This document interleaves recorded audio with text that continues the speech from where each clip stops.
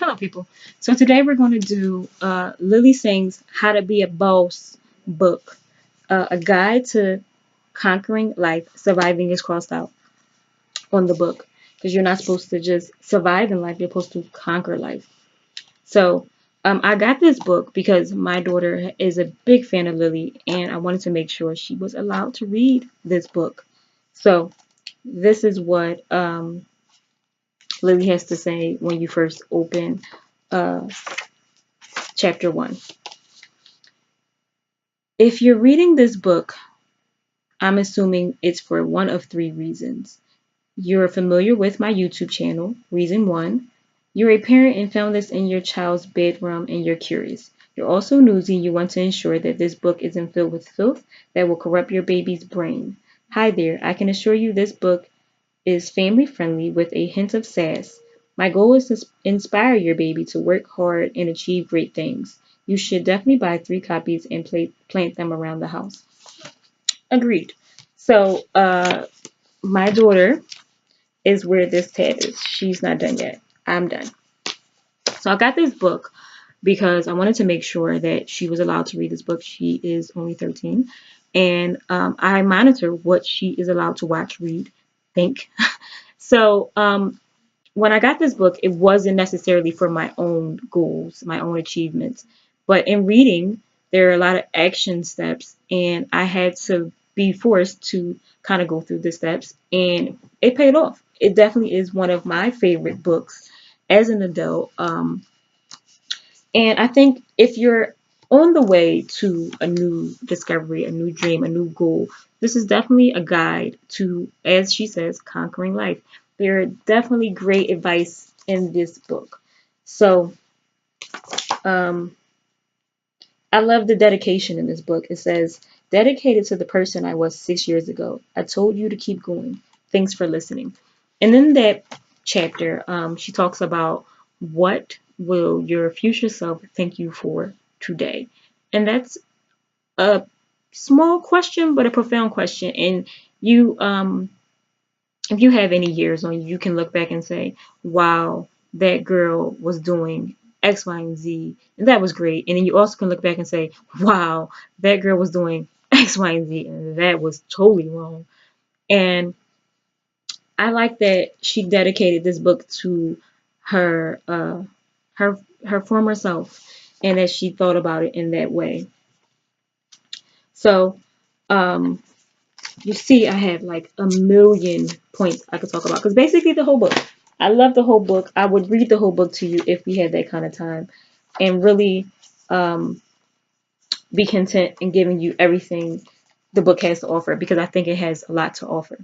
So the chapter that spoke to me the most is 2 chapters, and I'm going to combine them kind of.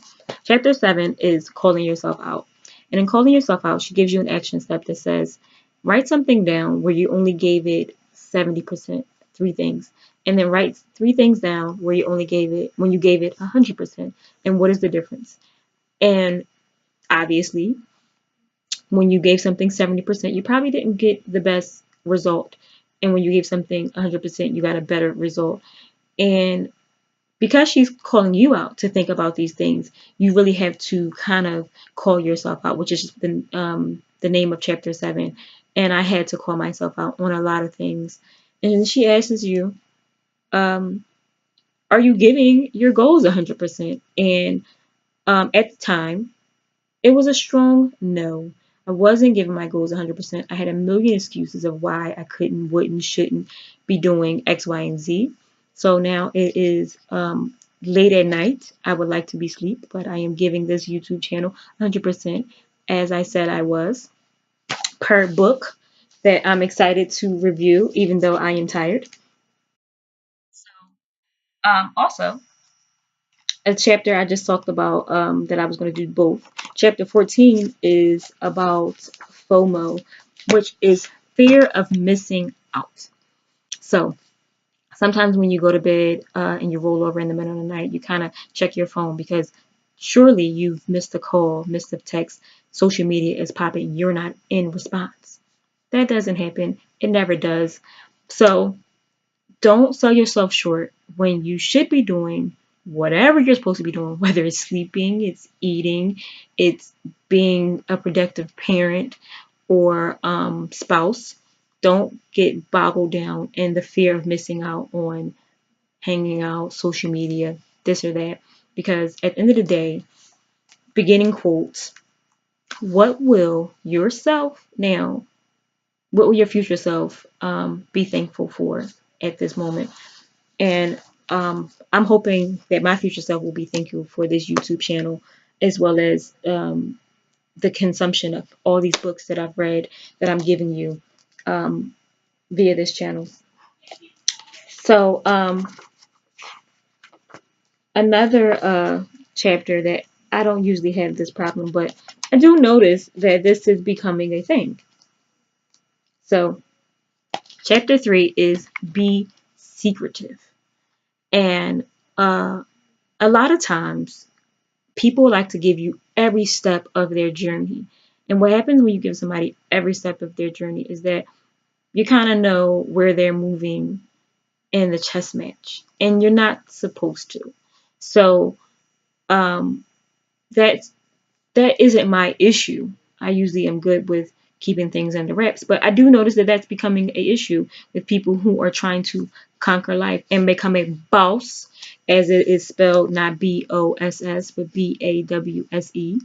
Um, Bosses don't give you all their steps.